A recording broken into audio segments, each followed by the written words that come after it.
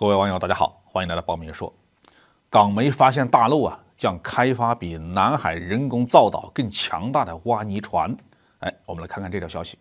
就在美国与菲律宾加大军事合作的力度，试图继续在南海挑衅中国领海主权的时候中国又开始亮剑了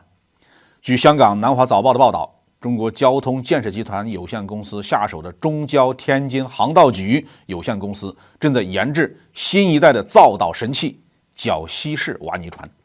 功率比上一代的造岛神器天津号和天鲲号挖泥船还要强大至少 50%。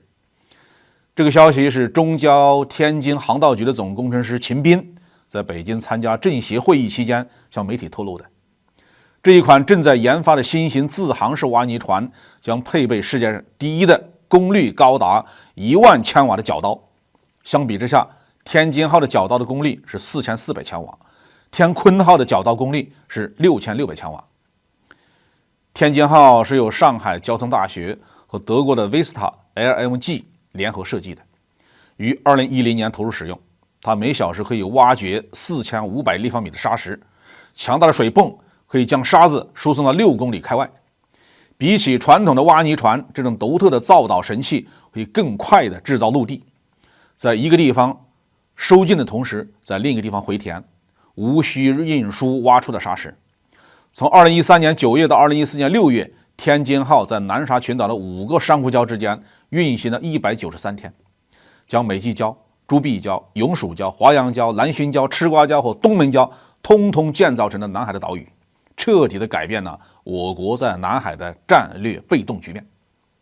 在2019年，天津号获得了国家科学技术进步奖的最高奖项。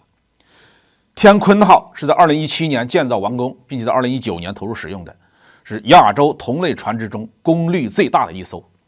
它的收进能力提升到了每小时6000立方米，能够向15公里开外运送沙石。据外媒统计自2006年以来，我国已经建造了大约200艘挖泥船，成为世界上最大的挖泥船制造国。我国海岸线漫长沿海的岛屿众多，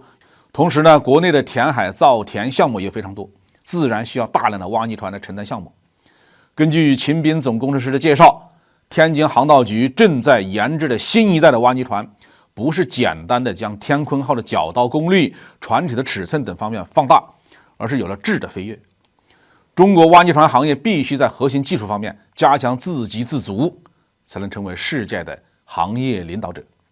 这个信息的透露正是菲律宾总统小马克思一反刚上任的时候宣称的不与中国作对的政策，开始倒向美国，加入美国的反华联盟的时候。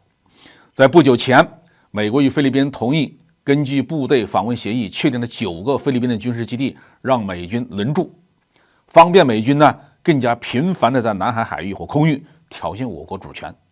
同时，日本和澳大利亚也跃跃欲试，也有与菲律宾签署类似的协议的意向。最终，美澳日菲将有可能形成新的4国集团，